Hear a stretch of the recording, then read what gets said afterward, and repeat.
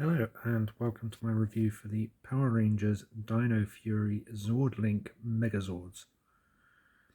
These have yet to see retail release in the UK.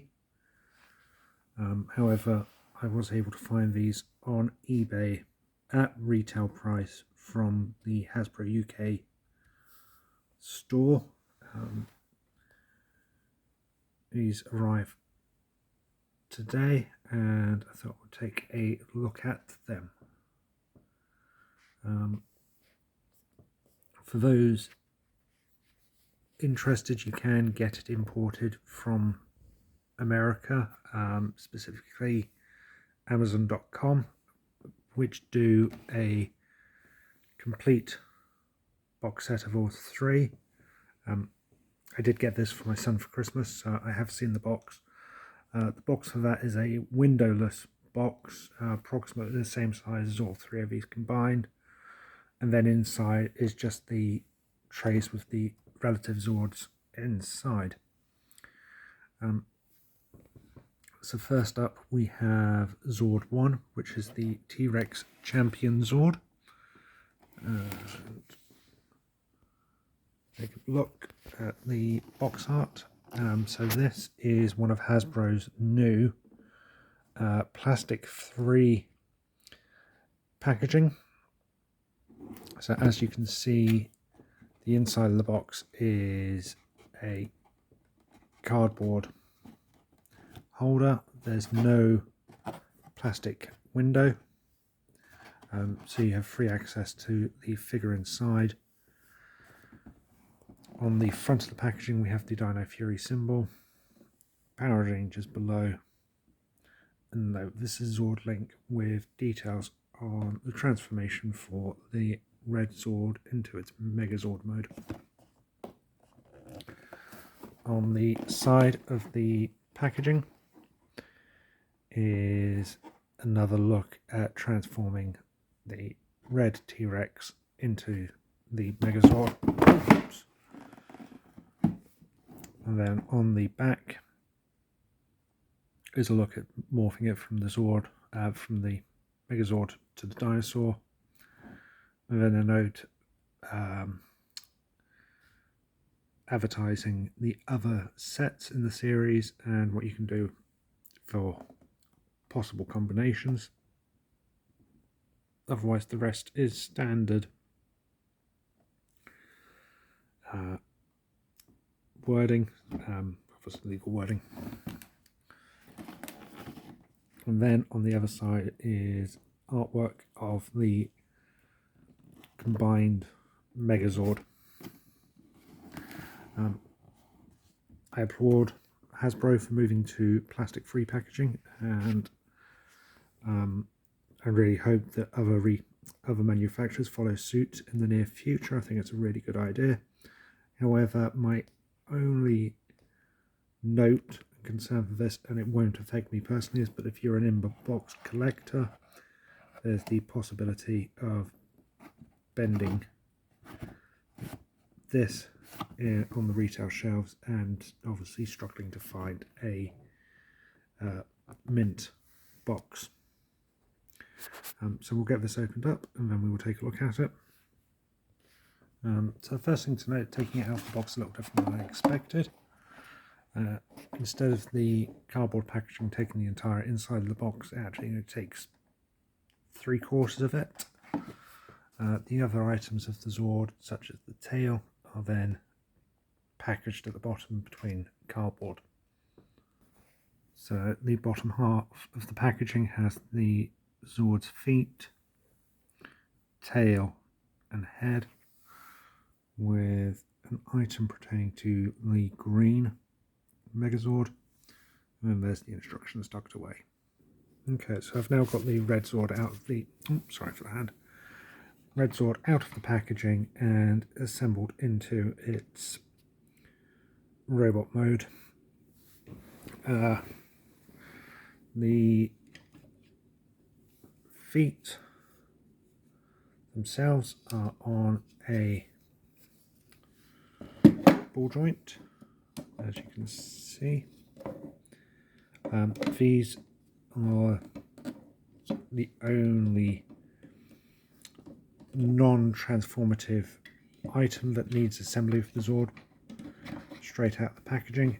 They are tough to push in, so young children may need help from an adult in doing so. However, the other bits, such as the mouth, the spike and the guns, just clip on through the new Zord Link ports. I do love the idea of the Zord Link ports and hope this is something Hasbro somehow incorporates into their future Megazords.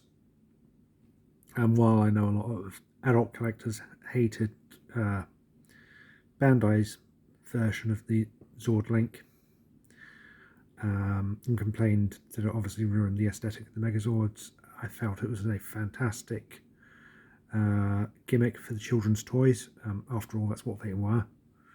My 9-year-old son, who has all of the Zords since Super Mega Force onwards, absolutely loves that feature and still comes up with his own Zord creations and fixtures for it. He's been playing with all of these Zords quite religiously since Christmas, and has had a lot of fun coming up with his own combination for the Zords and taking them apart and reassembling them, whereas in comparison, he's had the Beast Morphers Megazord since its release, but barely ever plays with that. So overall, as a children's play feature, the Zord Link idea is a fantastic one. In terms of this being something for a adult collector, obviously it is a children's toy, but looking at this, it isn't something that would look bad on a shelf and would fit quite nicely with other Zords, whether they were from Bandai or Bandai Japan or anything like that. As for articulation, the legs are on a ratchet and come out and obviously move back and forth. There is a knee joint. Feet are obviously on the ball joint. The arms can move out, elbows and hands are all jointed and movable, which allows for some posing abilities with the Zords, something which has never really been done before. It's worth noting that the red Megazord's head is one of the Ranger keys. I'll take this out and show us in further closer detail.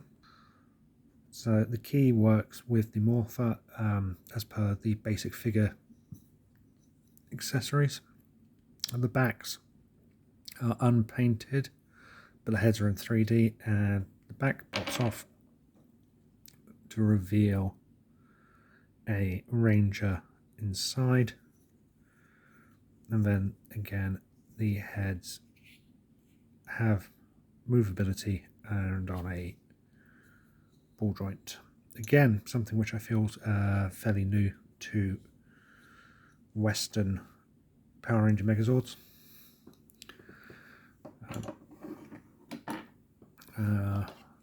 Plastic on it feels quite lightweight, but I do equally feel that it will stand up to a lot of kids bashing about and then being thrown in toy boxes and whatever. So overall, I really like this. I think the paint job's been nicely done, and it's about on par with what you would expect for the price range, which is £30. That's a price point I'm struggling with. While they are probably just about justifiable, especially for the Red Zord, I do feel nearly £100 for one complete Megazord, which is nearly double of what we would ever have paid with Bandai, is a tough pill to swallow. And I'm not sure if it's something most non-collectors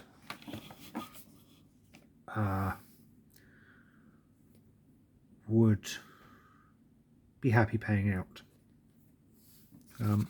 Finally, I'll note the instructions are the standard Hasbro black and red style instructions and guide through the Zord, the Red Ranger, transformation, and then alternate assembly ideas. Okay, so I will get this transformed, and then we will have a look at the T-Rex mode before moving on to set 2. And finally we have it in its T-Rex mode. Transformation was very, very simple. It's just a case of twisting the middle section, turning the arms back,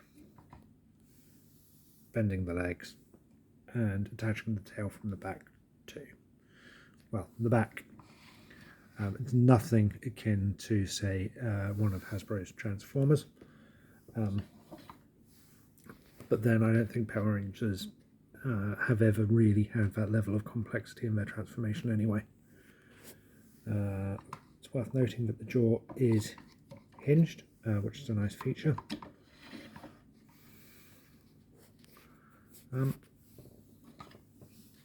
Final thoughts on it. I really like the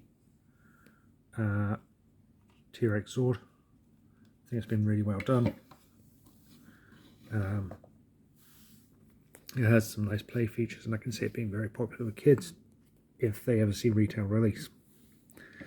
However, while I feel Reds is probably roughly around the right price point, I'm not quite sure the same can be said for sets 2 and 3, but we will see. Okay, I will now move on to set 2 and we'll get this looked at. And here we have set 2, which is the Ankylo Hammer Zord and Tiger Claw Zord.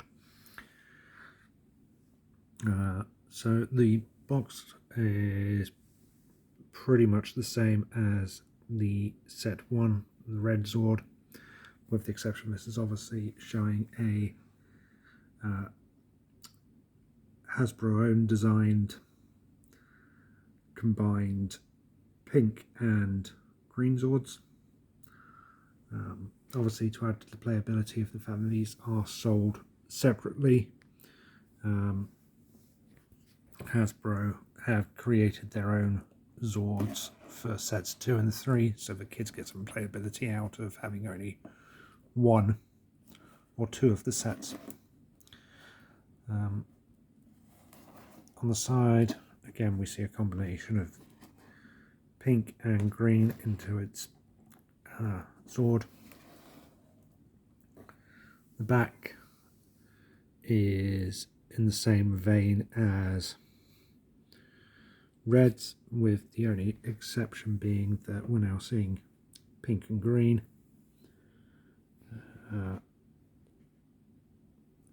As you can see there, in its own inspired Zord mode. And then on the side we have the standard Megazord picture. We'll get this opened and look at this further. As you can see, as was the case with Red, 3/4 of the packaging is the hard formed cardboard holding the two Zords, with the bottom half being standard corrugated card holding the various accessories. So having opened up and set up pink and green as their respective Dino modes, we can take a look at them. So again, both come with keys, which act as alternate heads for the Megazord, or work within the morpher. Much like Red's, only the head is painted. There's no sticker on the back, but the heads do open up to reveal a Ranger inside. Obviously painting them would have added to the cost of the Zords and the toys, so it's understandable they won't. Something I've just noticed is that the inside of the head back has another Ranger inside. Would have been nicer if these had had some sort of paint app to them, but as I said, it would have added to the cost of everything, so I can understand why Hasbro probably couldn't have done that. And I suppose if you're a customizer of some kind, you could quite easily customize the paint app yourself. Moving on to the Zords themselves. Pink has no articulation besides the head being on a small ball joint. There's not really a lot to say to it. It's got a couple of little paint tabs, but mostly it's a solid pink plastic. It feels very lightweight and hollow, but equally at the same time that it's suitable for kids to bash around and play with. Green has a little more playability and posability. The legs move back and forth. They rotate here at the sides. I'm not sure if this is for a transformation feature or it was just a added play feature. The head is ball jointed, but there's no articulation at the mouth. The tail moves, but this is down to the fact that this opens up and forms part of the transformation into one of the Megazord modes.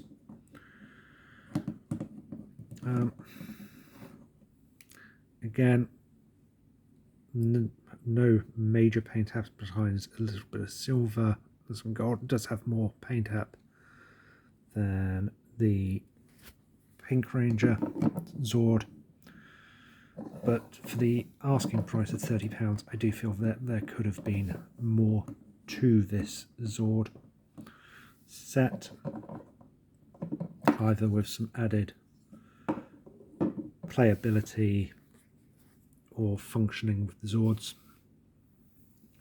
And this comes back to my complaint that I do feel that these Zords are overpriced for what they are, and £90 for the complete Megazord is a very high price to pay for a children's toy.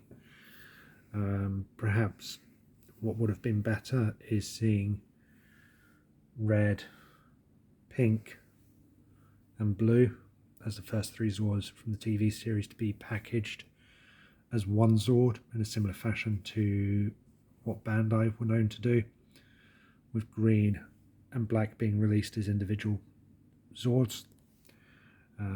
They could have perhaps been released individually at a cheaper price point of say £10 or £15.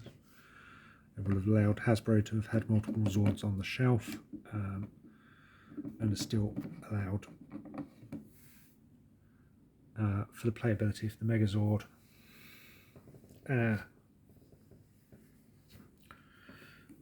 And cut down on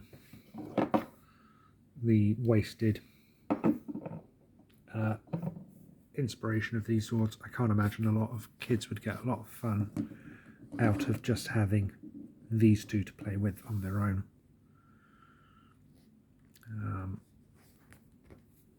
I'm not going to look at creating the pictured Zord.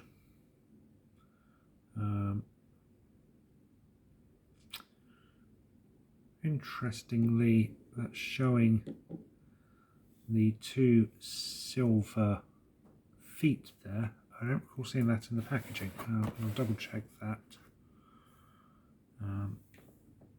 They are shown there. And my son's set did have 4 of those, so let me see if it's something I've missed.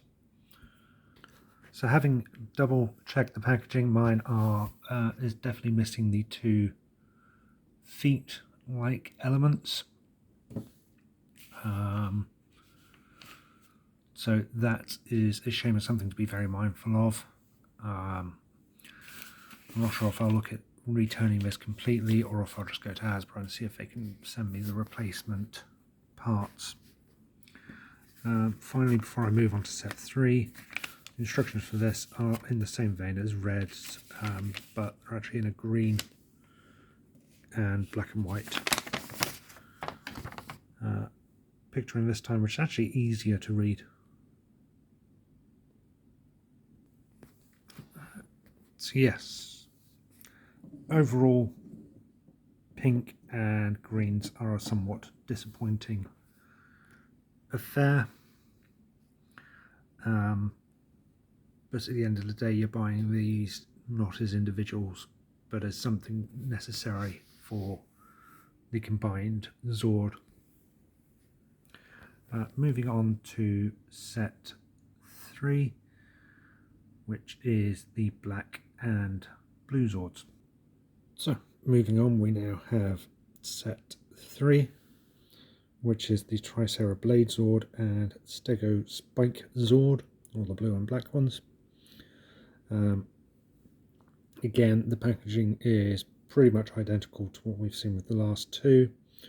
The main differences being that it is numbered in the corner, and the artwork is obviously of the Hasbro own designed Zord, which uses the black and blue Zords combination. The side is a artwork of the Zord combined from blue and black.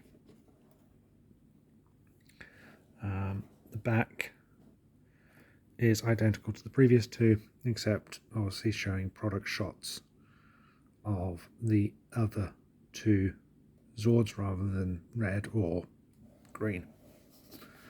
And then it's the same image of the Zord we've seen on the previous packaging. So we'll get this opened up and have a look at these. So, opening this up, the packaging is in the exact same fashion as the previous 2. The hard form plastic for the main Zord with the accessories in the bottom here. Instantly we can see the 2 fist style accessory parts which were missing from green and pinks. So you can see what these are supposed to be like. And as you can see, they form sort of fist/feet style appendages for various play ideas. As far as I'm aware, they're not actually necessary for the main Zord combination, and are used solely as accessories for the 2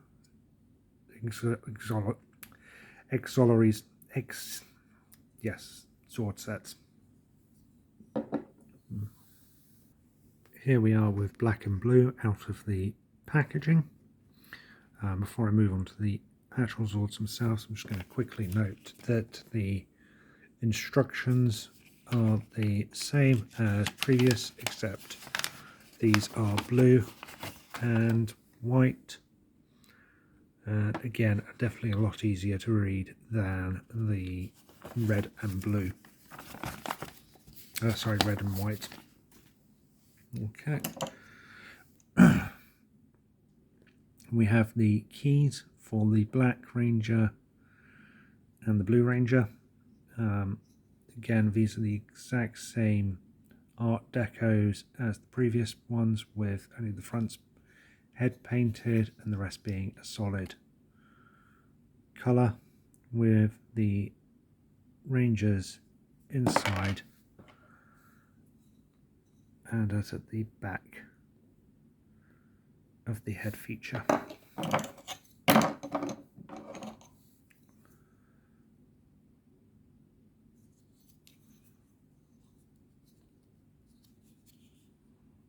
That's just dirt.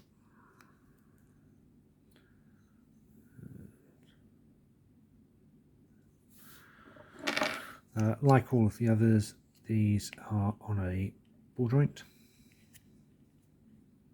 and twist pretty much right around. Okay, first up we have the Blue Zord. Much like Pink, this has pretty much no real paint deco besides some small silver stripes, and as I've always molded it in a solid colour. This has a far better ball joint on the head, and you get a full range of movement on it, which is nice. The horn slash sword is one of these gummy plastics, so kids aren't liable to hurt themselves, nor is this likely to snap inside a toy chest. Black is heftier than the others. It's got quite a bit of weight to it, but still feels fairly hollow. All of the spikes on it are this gummy plastic, so they won't snap.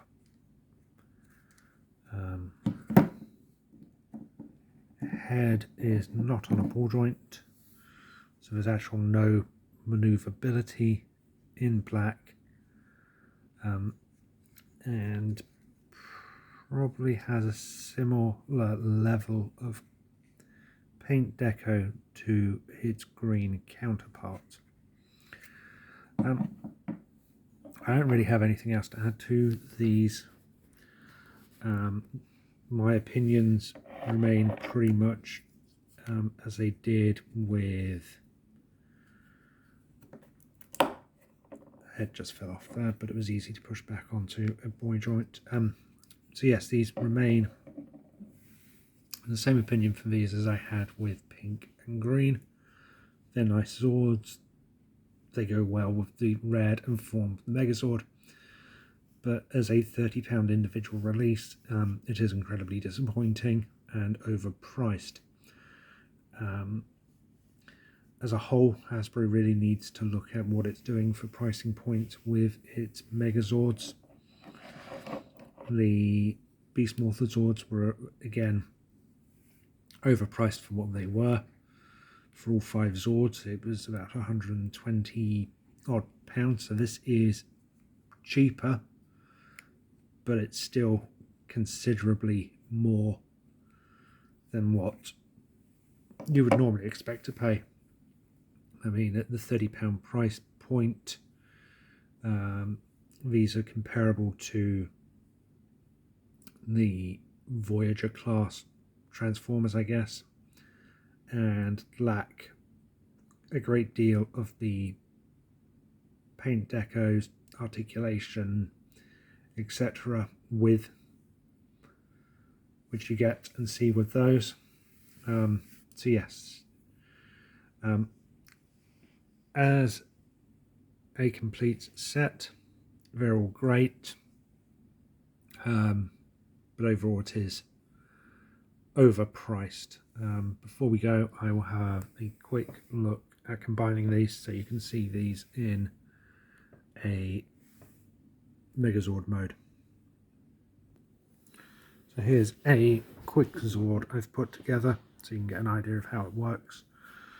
As you can see, everything just breaks apart, not that dissimilar to, say, Lego, and then you assemble it in some sort of fashion as you want. I think I've pretty much said all I wish to cover on this. yeah, I like it. I think it looks good. I really love the playability with it. I think something that children are going to love seeing and doing. But equally, I still feel it's overpriced for what it is. So whether you feel it's worth it is solely up to you. I just hope that we actually see these hitting retail shelves very soon. Thank you for watching, and good night.